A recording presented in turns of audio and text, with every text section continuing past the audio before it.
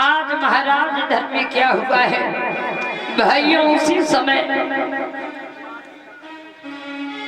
जब इसने ये पत्र लिखा है कि साले साल हम अपनी बहन का विवाह आपके साथ में करना चाहते हैं, जरा होशियारी से दूल्हा बन करके आना, क्योंकि हमारे पिताजी जो है ये द्वारिकाधीश भगवान कृष्ण की तरफ ज्यादा झुक रहे हैं। और आज वो खत नाई और ब्राह्मण को दिया और नाई और ब्राह्मण उस खत को लेकर के महाराज चंदेरी में पहुंच गए। और जब चंदेरी में पहुंच गए तो मेरे श्रोता बंधु इधर में हुआ क्या है, आज उसी समय पर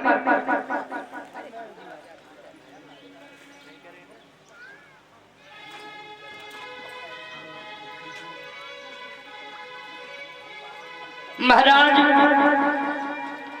अब वो पत्र लेकर के जैसे ही इधर में शिशुपाल को मिला तो शिशुपाल ने उसी समय नाई और ब्राह्मण से पूछा कहां से आए हो, तो जवाब दिया कि महाराज हमें कुंदनपुर के महाराज भीष्मक के बड़े लड़का रुकुम ने भेजा है। तो उसी समय आज शिशुपाल ने नाई और ब्राह्मण के लिए पानी मंगवाया है और जवाब दिया कैसे आना हुआ। और वो पत्र महाराज खोल करके जैसे ही पढ़ा और उसमें भगवान कन्हैया का नाम देखा, अब तो भाइयों इसकी बुद्धि खराब हो गई। भगवान कन्हैया का नाम सुनते ही घबरा गया और जैसे ही जाने सुनो कि रुक्मणी का विवाह हमारे साथ में होगा, अब तो भैया ये खुशी के मारे फूले नहीं समा रहा है। आज जाके मन में लड्डू से फूट लेकर, लेकिन ये नहीं जानता है कि रुक्मणी का जो पत्र आया है विवाह का, वो विवाह का नहीं बल्कि इसकी मौत का पत्र आया है। और जब कामी पुरुष की मौत आती है तो वो औरत की तरफ भागता है। महाराज आपने स्टेशन पर देखा होगा हरी झंडी लाइन साफ और लाल झंडी खतरा,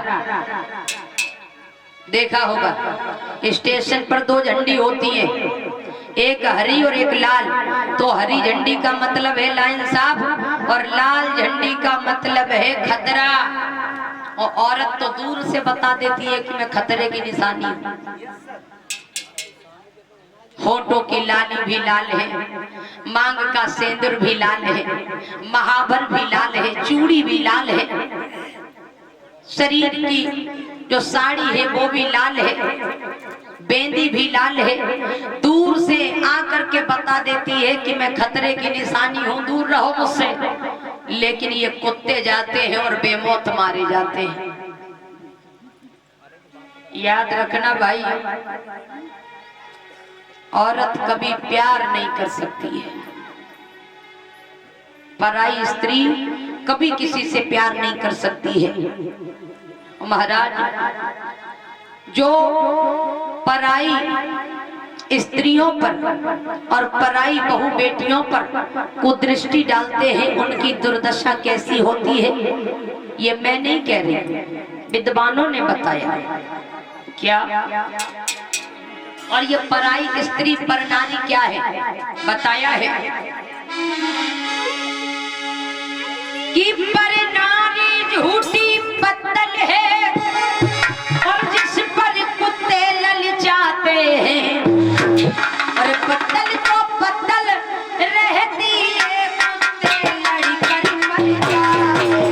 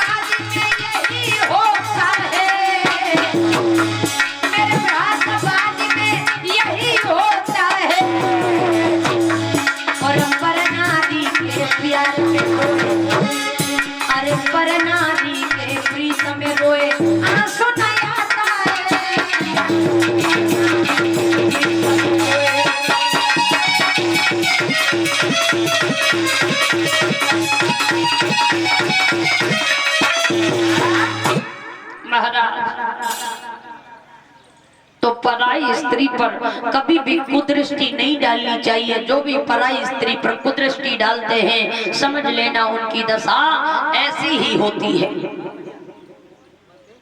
महाराज, ऐसा ही नहीं,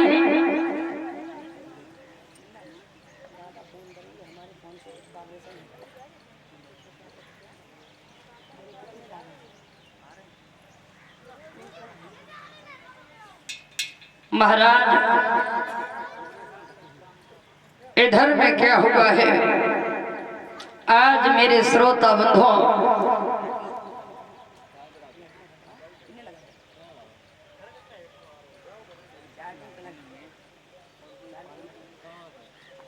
महाराज इधर में क्या हुआ है,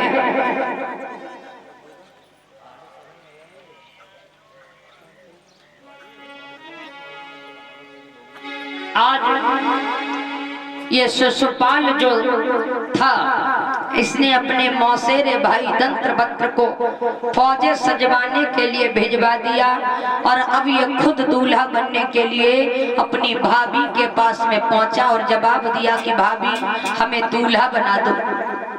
महाराज भाभी कहने लगी ये लला दूल्हा बन के कहाँ जा रहे? जवाब दिया भाभी हम रुक्मणी से विवाह करने के लिए जा रहे हैं। भाभी कहने लगी हमें लग रहा लला तुम बारात करवे नहीं जा रहे, तुम्हारी तो मौत नजदीक आएगी। रुक्मणी से जो विवाह करने जाएगा उसकी तो मौत निश्चित है, क्योंकि रुक्मणी का विवाह सिर्फ द्वारिकाधीश भगवान कन्हैया के साथ में हो सकता है। आज महाराज ये कहने लगा है, भाभी चुपचाप हमें दूल्हा बनाओ। वो बेचारी सीधी सादी भाभी हती सो दूल्हा बना करी, कैसे नहीं माना है। जाके शीशम मोरा जगधरो छीक भई भारी,